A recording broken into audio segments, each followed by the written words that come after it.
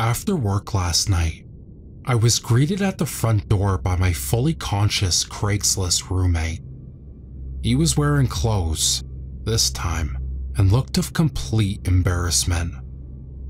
"Look, man, I'm really sorry about what happened," he offered to the stale, empty hallway air.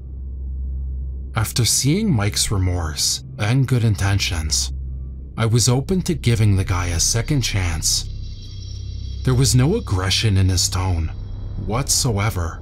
If anything, he sounded a little freaked out himself. He had always had a problem with traveling in his sleep. When he was 9, his mom caught him walking around the neighborhood in pajamas at 3 in the morning. That was just one instance. As an adult, he usually took the time to put a lock on the outside of his door, but that night he was so exhausted that he didn't even bother. There had not been any episodes for months with his new medication. The creepy things he said were explainable too.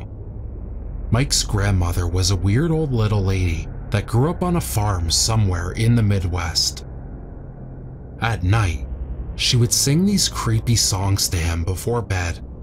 They were designed to help children adjust to the harsh circumstances of growing up near a slaughterhouse. She started to lose her mind a bit towards the end. The two of us actually had a pleasurable chat throughout the evening. After a couple of hours of actually getting to know Mike, with the aid of a case of Miller Lite, I learned he was not a bad guy. He grew up in Jersey Town 20 minutes from mine. Our mothers coincidentally went to the same high school in Brooklyn back in the 60s. Our families had a lot of ties over the years just by being from the same area. With a little background, he was nowhere near as menacing. Soon enough, it was time for bed again. To give you a little more information on the layout of our apartment, the living room was downstairs on the first level. Our 2 bedrooms are upstairs on the opposite ends of the hallway with a mutual bathroom in the middle. So when I drilled the inside lock on my door, it wasn't exactly quiet. Mike gave me a sheepish grin as he installed his own from the other side of the hallway. After a few moments, I waved goodnight and took Lola in my room. This time, you know, for precautionary reasons. It was only an hour later that I heard his fist smack through the wood like a drunken zombie. Somehow, he got through. Lola started to growl by my side as the wooden frame splintered and collapsed under Mike's considerable weight. His footsteps stumbled forward, lazily down the hallway. They paused at the intersection of my staircase and room. I reached for the bat beside my bed, but to my relief, the steps strolled downstairs. Even in his sleep, Mike was able to unlatch the chain from our front apartment door. In the stillness of the evening, I thought I heard him repeat his favorite phrase. "Cut the cow. Its blood can be sold in town." And then he was gone. I thought about chasing after him. In fact, Lola and I even got up to survey the damage, but before that could happen, the door downstairs opened again. 2 voices laughed nervously as they entered our apartment. One was female. She giggled in the cadence of a girl being wooed. I almost laughed myself in that moment. He was asleep and gone for 2 minutes, but yet Mike had still managed to scare himself up some company. 2 pairs of feet scurried up the stairs excitedly. They hung a sharp right turn at the top and headed for Mike's room. The woman laughed hysterically when she saw what must have been Mike's shattered door. "Cut the little piggy and save some for me," he offered aloud. She giggled and again said, "Are you crazy?"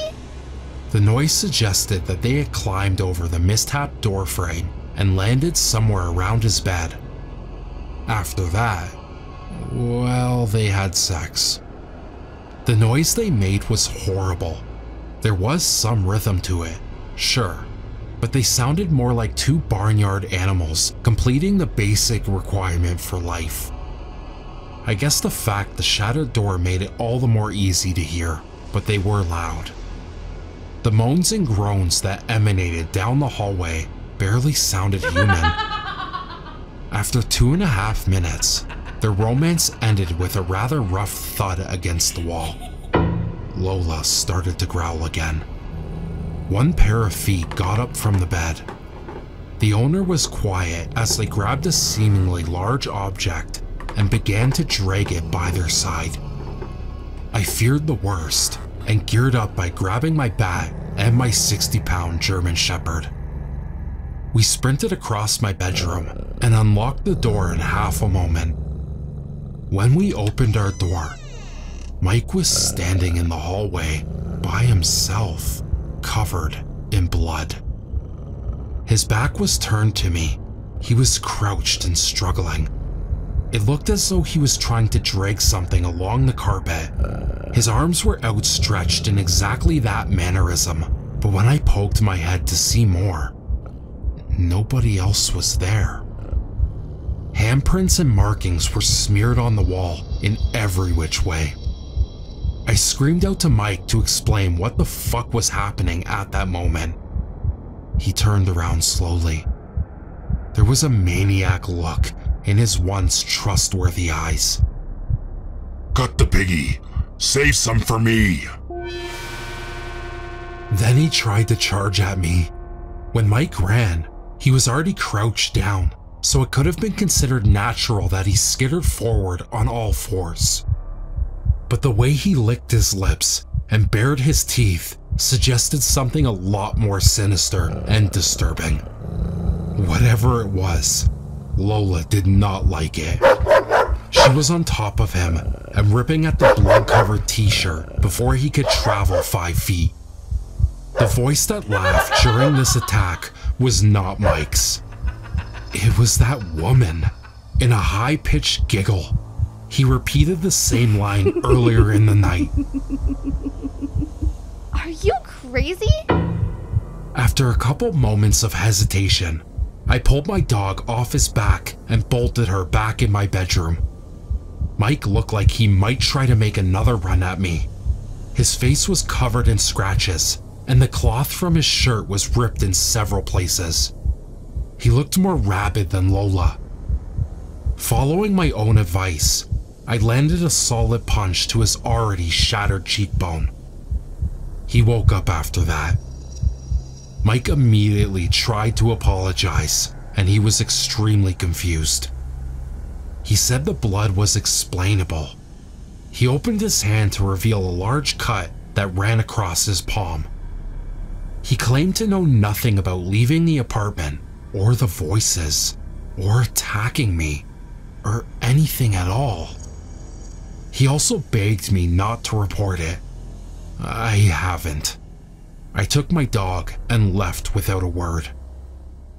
The time is 7:20 p.m. on a Saturday. I returned to my apartment to pick up my stuff. The blood is cleaned up. Nobody is here. Instincts and everyone else will tell me to leave, but wherever I go, I sure as hell will not sleep well tonight.